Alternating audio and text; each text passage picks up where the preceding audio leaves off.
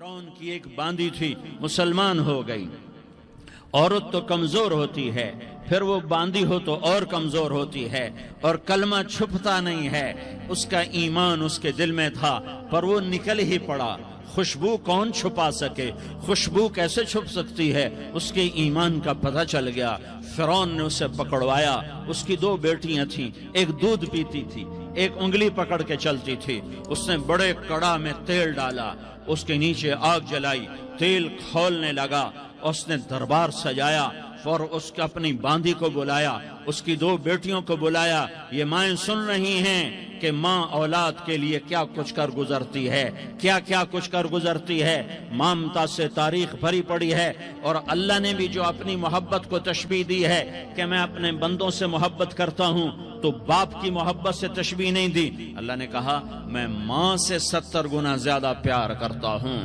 اس نے کہا فرعون نے کہا اگر تو موسیٰ کے رب پہ ایمان لائی تو تیری دونوں بیٹیوں کو جلا دوں گا اس تیل کے اندر، اور تجھے بھی جلا دوں گا اس تیل کے اندر۔ ہاں لوگ سمجھتے ہیں موت بہت بڑی سزا ہے۔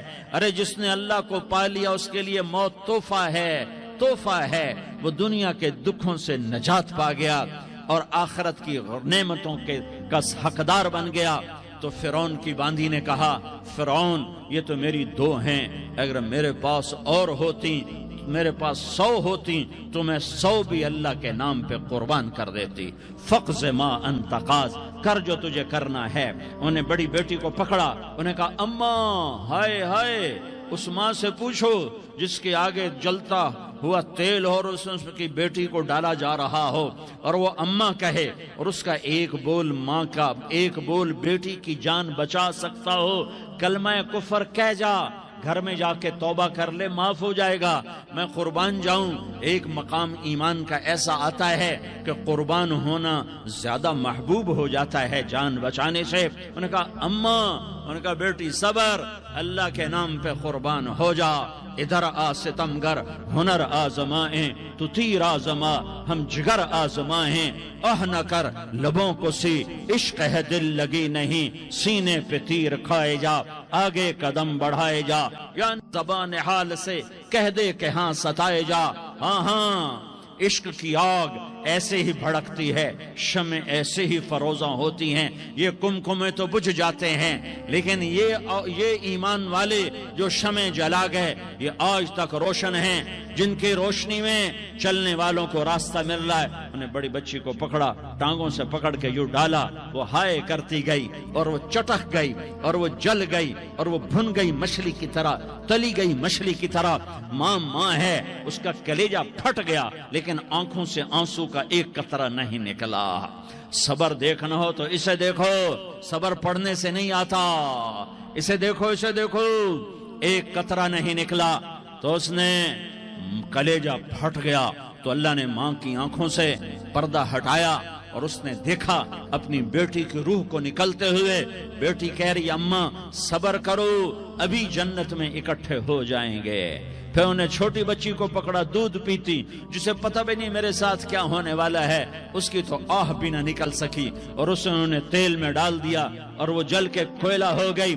ماں کی آنکھوں سے پردہ ہٹایا، اللہ نے ماں نے بچی کی روح کو نکلتے دیکھا کہ اماں صبر ابھی اکٹھے ہو جائیں گے۔ پھر جب اس کو پکڑنے لگے تو اس نے کہا فرعون میری ایک خواہش پوری کرو گے؟ کہ کیا؟ کہ جب مجھے بھی جلا دو تو مجھے اور میری بیٹی کی ہڈیاں باہر نہ پھینکنا، ہمیں کٹھے کہیں دفن کر دینا، کٹھے کہیں دبا دینا۔ فرعون نے کہا ہاں تمہاری یہ خواہش پوری کر دی جائے گی۔ ہاں دنیا میں اللہ فرعونوں کو مہلت دیتا چلا آیا، لیکن فرعونوں کو مار کے دکھایا۔ نمرودوں کو مہلت دیتا چلا آیا، پھر نمرودوں کو مار کے دکھایا۔ قارونوں کو مہلت دی، پھر قارونوں کو مار کے دکھایا۔ پھر جنت اور جہنم کا نظام بنایا۔ پھر ایک دن مجھے بھی کھڑا کرے گا اور تمہیں بھی کھڑا کرے گا۔ پھر ایک طبقہ جنت کا حقدار بنے گا، ایک طبقہ آگ کا حقدار بنے گا۔ پھینک دیا، جل گئی، ہڈیاں نکل آئیں، انہیں ہڈیوں کو اٹھا کر زمین میں دبا دیا۔ 2000 سال گزر گئے، میرا نبی دنیا میں موسیٰ علیہ السلام کے 2000 سال بعد آتے ہیں اور آپ معراج پہ چلتے ہیں۔ جب آپ بیت المقدس سے معراج کو اٹھے تو آپ کو زمین سے جنت کی خوشبو آئی، تو آپ نے ارشاد فرمایا جبریل میں جنت کی خوشبو سونگھ رہا ہوں، یہ کہاں سے آ رہی ہے؟